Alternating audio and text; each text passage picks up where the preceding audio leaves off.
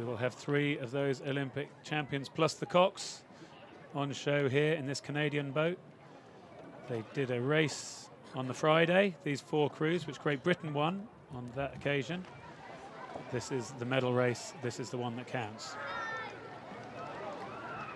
In lane 1, Great Britain.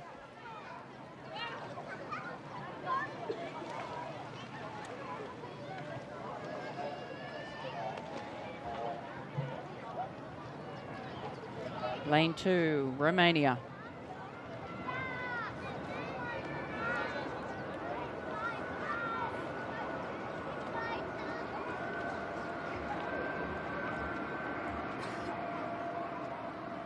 Lane 3, Henley winners, Canada.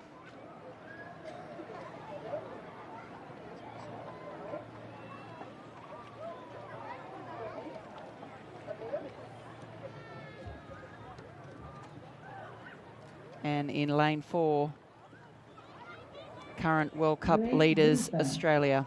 Romania. All Canada. of these crews have been on the podium this season. Attention.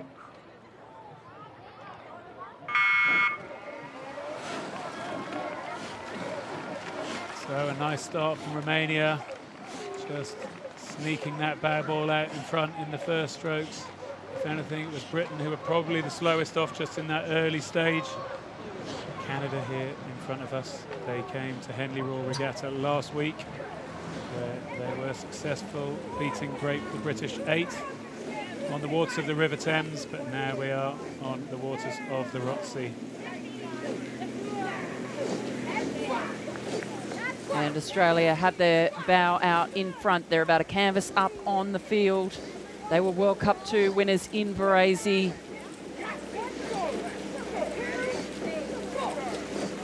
But they've got the Olympic champions off to their right. Canada, world champions over in lane 2, Romania. Great Britain a little bit slow out of the blocks. You really can't afford to have a bad start in these 8s. Of course, you're never going to win a race at the start, but you can certainly put yourself out of one.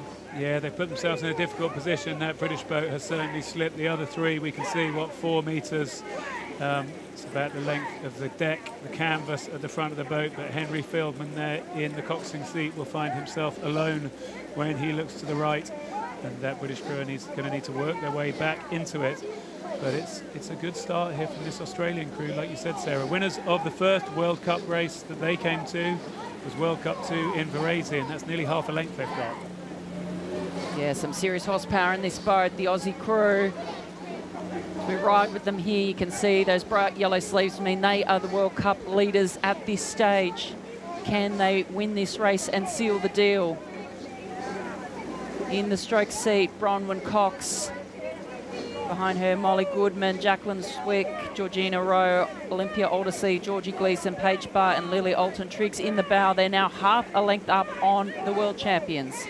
Well, the Australians half a length up on the world champions. Got to say the British have done a pretty decent job, though, here since coming through 500, where they were finding themselves out the back. They're now level with the Canadians and the Romanians. You can see it on that graphic. So they're giving us the race we want, which is bow balls in a line with Australia half a length up.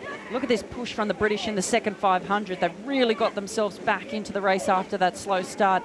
But they're now getting their bow in front of these 2 crews in the middle, in front of Canada, who beat them at Henley last weekend, and Romania. Yeah, that's right. I spoke to Karen Bennett, who's in that British 8, and she said they needed the race on Friday. They needed a performance like that. They want to back it up with another one now. And here we see them. They were left a little bit in that first 250, maybe that first 500, but a very good second 500 from the British have put them back in it. I wonder how much they'll pay for that effort as we're coming now. What a great race. This is what we like to see. There's a half length for Australia, but they haven't been able to break the field. The rest of the field certainly isn't for cracking. The rest of the field is for staying strong. That distinctive style of the Romanians. They have their rig right down low. They're really flat in the way that they row. They're flat in the way that they row, like you said, Sarah, and they're high rating. They're 39 strokes a minute. The British beside them have pretty much been sitting on a 36 the whole way. And so it's a distance per stroke thing that the British are trying to execute here.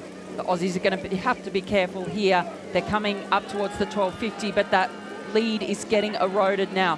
Here come Canada, here come the Brits, and here come the Romanians. We're going to start to see this field compress here. Australians losing a seat at a time. They've got to dig in here if they want to hold this lead. That's going to hurt in that Australian 8 for sure, having the rest of the field coming back at them. We all know how much it hurts to go out hard, go out early for 1,000 metres, and then to be feeling all that pain in their muscles, all that pain in their body that they've got. You can see the Australians desperately hanging on to that 4-metre lead, but now it's this Canadian crew with the experience, with the pace, and they're the ones moving up on that Australian 8. Yeah, it's Canada and Britain. They're the fastest moving boats on the course. They're fighting here. Britain has the momentum. They're clawing back that lead.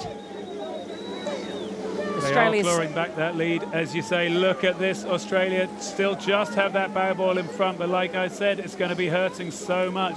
Let's see where these crews can go in the last 500. It looks like Romania hasn't been able to handle the heat. We ride here with the Aussies. They've gone out early. They've been brave, but can they hold on to it? That lead getting eroded by the fast finishing Canadians and Brits. These bow balls are all starting to come into a line now. It's going to come down to the last 300 metres. Well, what a fantastic response from the Australians. When the field came back to them, they've dug deep. They've gone for it. They've only just been overhauled by the Canadians, who've really bided their time. They sat in the field. The British slightly gave a bit away. Canada stayed there, and now Canada have moved on, and it's them and the British that we can see pretty much bow ball for bow ball. At the moment, Canada have just got it. It's going to come down to this final sprint. You can see it for yourself. There's still 200 metres to go. That's still a tenth of the course. Something can still happen. All three of these leading crews locked on 40 strokes per minute, but it is Great Britain and Canada now tussling, bow ball for bow ball, stroke for stroke. That lead is changing. Australia not able to hold their speed from earlier in the race. They're dropping back into third. They're being challenged by Romania. Well, look at that graphic. It's the British who are the fastest moving crew on the course. But here we go, coming down to the line. Coming down to the line. The British with just the narrowest of lead over the Canadians. They're driving down to the line. The British extending that lead. They're going to take the gold medal in the women's 8. Canada in second. Australia with the bronze. Romania, the world champions, sensationally missing out on the podium. Wow. Well, what a performance from that British 8. They had to really hold their nerve. You can see how much is taken out of them. Looking in there at the bodies down, the pain that they're showing, having had the field get away from them. I won't say let the field get away from them, but that having had the field get away from them, they had to hold their nerve. They sat on that 36 strokes a minute, and you can see what it means. So it's confirmation. It was Britain in first, Great Britain in first, Canada getting the silver. And I thought the Australians actually, when the field came back, did really well to dig in and keep it as close as they did. Yeah, that was a huge ask as that crew started to close in on them. The Romanians, really interesting that, so the stern pair in that crew are the women's pair from earlier this morning. So they have backed up, which is, I think, a pretty tough ask. Yeah, the Romanians tend to double up. They tend to do very well, though, in this women's 8. It's quite a turnaround to see them not topping the podium or even on the podium. A performance was needed from this British 8, and they really have delivered it. They did it on Friday, and as I said, the crew felt pretty pleased with the step on that they'd made. I'm sure they'll be absolutely delighted with having backed it up and underlined the quality of this project and the importance of this project, that they keep this women's 8 going, that I'm sure they will now go through to take on the qualifying regatta, the World Championships, to try to qualify this boat and see where it can go from there. And we know that there'll be a number of countries to come back into the mix at the World Championships in this event. We would expect to probably see the Dutch, maybe the Chinese, certainly the Americans.